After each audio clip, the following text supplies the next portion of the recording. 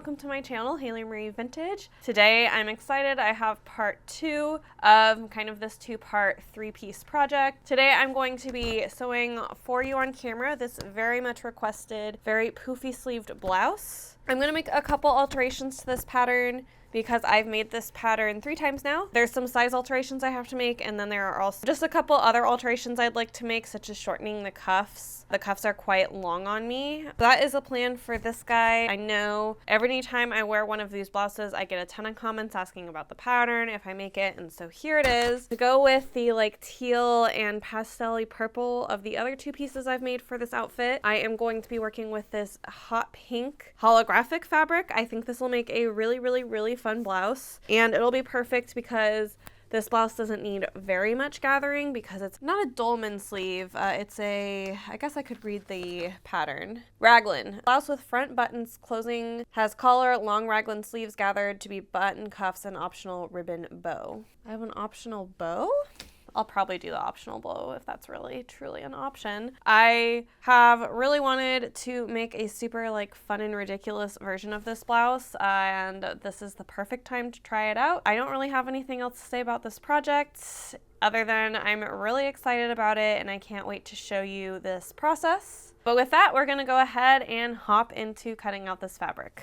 So for this pattern, I'm making a few modifications. What you see me doing here is I am using basically magnets that are stacked to be my spacer to keep my space the same amount from the pattern. I'm lengthening this by about 2 inches because I'm going to shorten the cuffs by about 2 inches because I don't like how long the cuffs are on this pattern. I wanted them just to be a little bit shorter, and so I'm making some sleeve length to make up for that. Other than that, I'm not making huge additions to this pattern. The biggest thing I'm doing is I'm going to be cutting for French seams because I have worked with this material before in a holographic ball gown I've made, and I know that the seams for this are really itchy. So I am attempting to not have a big problem. So I am cutting this with French seams in mind. As always, while I'm cutting, this is your reminder that I do have a Ko-Fi where you can go over and buy me a coffee. I always really appreciate it. As you can see, I put a lot of time and love and labor into this channel, so anything is wonderful there. I'm always very thankful, and of course, if you haven't subscribed already, be sure to do that. I post 2 sewing projects a month. Here, I am also cutting in the interfacing that I need for this project. I just need something to reinforce the line where the buttons will be, and then the cuffs. First up here, I am marking my darts. This fabric is really challenging to mark on. I initially used a felt tip marker that will disappear with water, and then I'm marking them with a pencil on the inside. This is also water soluble, but it also won't show on the outside, so it's not a huge deal. I had just a really hard time finding the dots and the lines in this holographic fabric. It actually looks pretty easy on camera. I can very firmly see my dots, but in real life, it was rather challenging. Once those are all marked and then pinned, I am sewing the dart down. These darts are unique in that I have to taper both at the beginning and the end, and that means I will also need to tie double the knots. And once that is all done, of course, I am pressing. Pressing a fabric like this is quite challenging. I have my iron set really low, and I'm really just trying to do it with as much pressure as possible. It's really easy to melt or cause problems with fabric like this, so you have to keep a super low iron. And to add to the trickery, I also need to fuse some interfacing on this. To do this, I always use a press cloth, but it's especially important when working with a fabric that cannot withstand this heat, so that way it is protected while you fuse the interface down. I'm just doing that by having that press cloth, having my iron set about as high as I need, just barely high enough to melt the fusible interfacing, and then I am ironing that down. Normally I would then go back and iron from the other side, but in this case I'm not going to do that because, again, I don't want to risk ruining this fabric. Synthetics are really something to work with, and there's a lot of reasons I don't work with them often, but this is one. And with all the prep work done on the bodice, it is time to do the prep work of the sleeves. Remember, these are raglan, so both of these make up the shoulder and general bodice portion. Here what I'm doing is I have a small scrap of fabric and I am sewing a square into it as marked by the pattern. This will eventually be where the gap for the cuffs are. And then I'm just cutting this down. I'm trying to make as little bulk as possible in these seams, so I have trimmed them down, and then I'm trying to get as close to the corners as I can without breaking the seam. And then I will turn this around And then after turning it around, I'm going to press it down, and then I will cut off the parts of the like little tails here that are way too long. And then I will pin this down to hand sew down later when I have more other hand sewing to do. And then the last step I'm doing today before I wrap this up is I am sewing the shoulder seams. These I did not cut a French seam for, so I'm just going to sew these and figure it out tomorrow. With a day of having a break from sewing, I am starting by making like a faux French seam. It's really important that all the fibers in this point away from me because they're super itchy. So I'm gonna fold both sides of the seam down and inwards like you see here, and then I'm stitching them down in what's basically like a French seam but ugly and not elegant. So that's where we're at. And then I'm again going in with the iron to make sure these seams are pressed in the direction that I want. Now the next step will be the collar, so I first have to construct the collar. We are starting by again pressing a fusible interfacing onto the collar. And then after that I am pinning the sides of the collar right sides together before I will then stitch around that. And with me being about to turn this inside out, I am cutting all my curves. It's easier to overcut them than it is to iron a curve that you did not cut. So I'm doing that the best I can, and then I am trimming down those corners as much as possible while still maintaining their integrity and strength.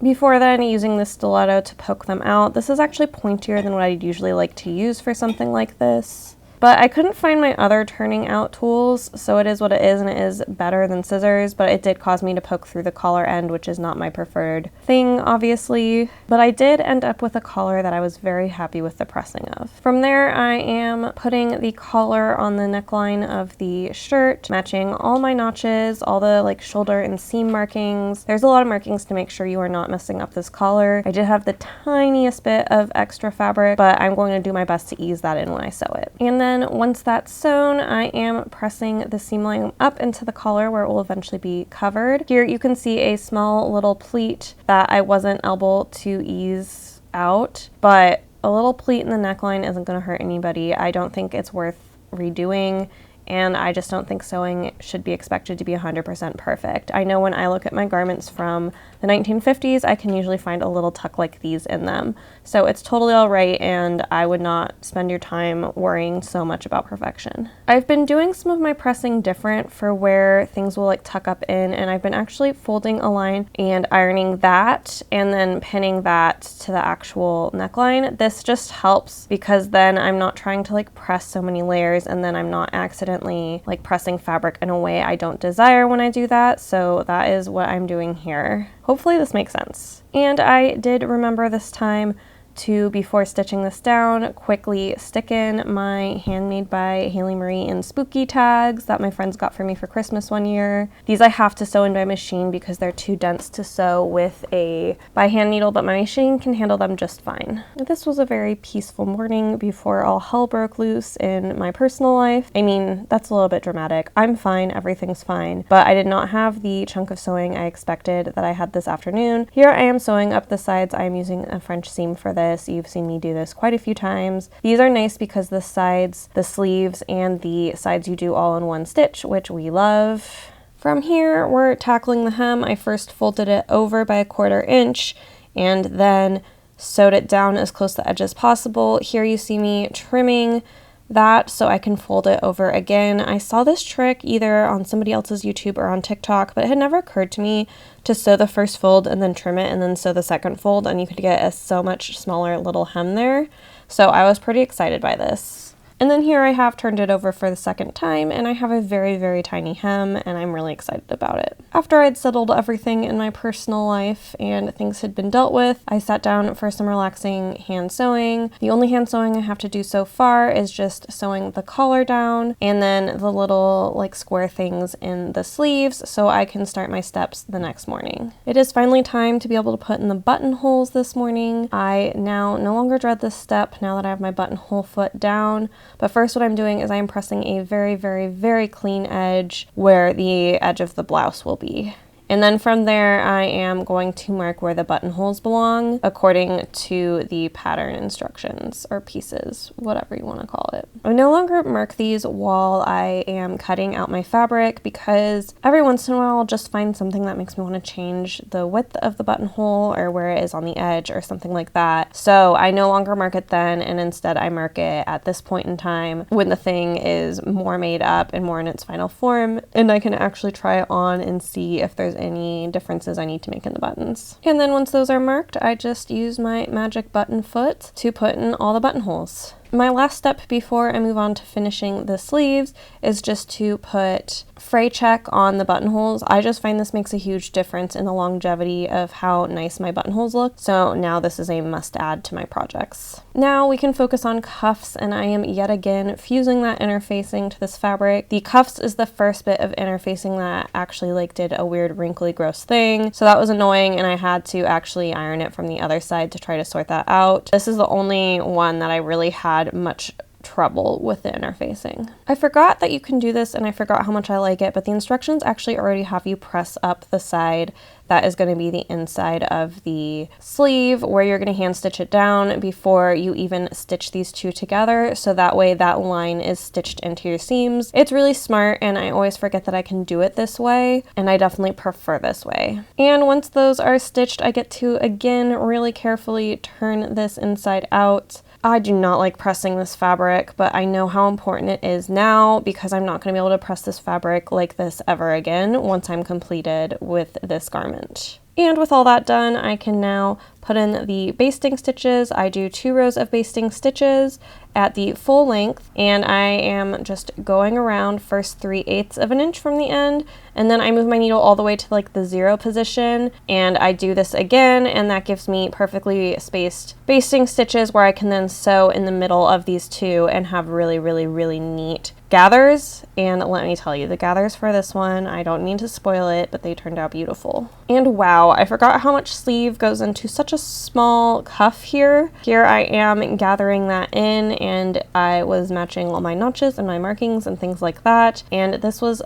max gathering on a sleeve, and that's why I love these sleeves, and that's why I wanted to show you guys this project, and I suspect that's why you all love these blouses, is because of the big ballooned out sleeves. But I forgot truly how gathered they are and how you have to do this with such a lightweight fabric because of how dense the gathering is on these sleeves. And now we're to the really exciting stuff. I'm getting close to the end, so I am hand stitching down the cuffs, ripping open my buttonholes / cutting them. I really just start them with the seam ripper, and then I finish them with my scissors because I am too scared that I will rip through the end of the buttonhole. I've done it before, I could do it again, so I'm not willing to risk it. And then the last part of these is the buttons. I decided on these clear vintage buttons because I felt like they didn't detract from the holographic. Everything else I put on, it felt like pulled attention when I feel like the attention should be going to the fabric and nothing else. So once I got all my buttons on there, we are all wrapped up and we are ready for the reveal. I can't wait to show you this both alone and with the rest of the pieces I made to match it.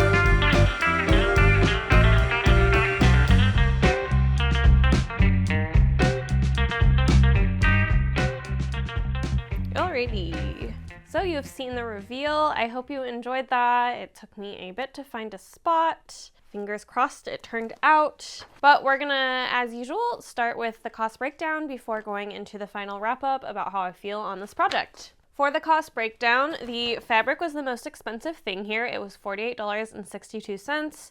I used all 3 yards of this fabric. There is none left over except for scraps to make bags. As far as notions go, this was about $14.62 in notions. The main price of the notions being the buttons, which were $10, and then I also used interfacing and thread. And then the pattern was $7.06. This is the third time I've used this pattern, so it's the original price of the pattern divided by 3. It won't be the last time I use this pattern. This pattern is a firm favorite.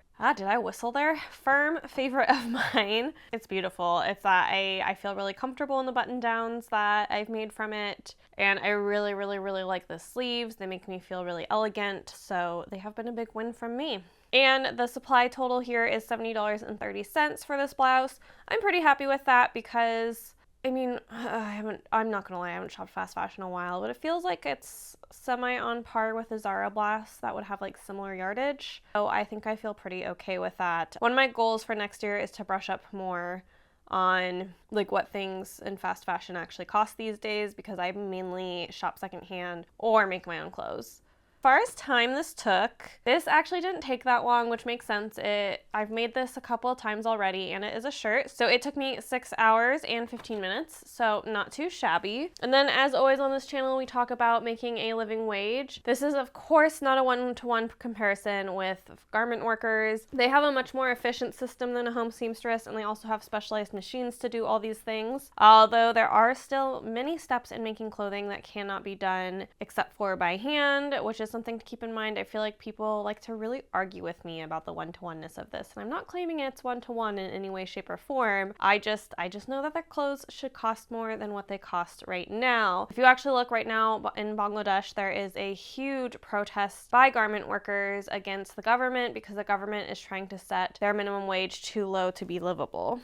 So I just always think that's really important to think about, and I try to use my channel to shed some light. But back to where we originally were at, 6 hours and 15 minutes, and we're going to multiply that by the wages of $32.70, which is considered a living wage here in Seattle. Living wage means different things to different people. For me, a living wage is enough to pay for housing, food, and have some money left over to either save or have a little bit of fun. I've lived on this salary before in Seattle. It's tight, but it is doable. You are not looking over your shoulder every 5 seconds if you make this amount. Once you multiply these two numbers together, you get $204.38 for labor. So this brings us to a grand total of $274.68 as far as this top. I mean, this is a very specialized top. I don't know that I would ever consider paying that much for something not made from like wool, but I do definitely think it is worth that price. So yeah, that concludes our financial breakdown and wrap up.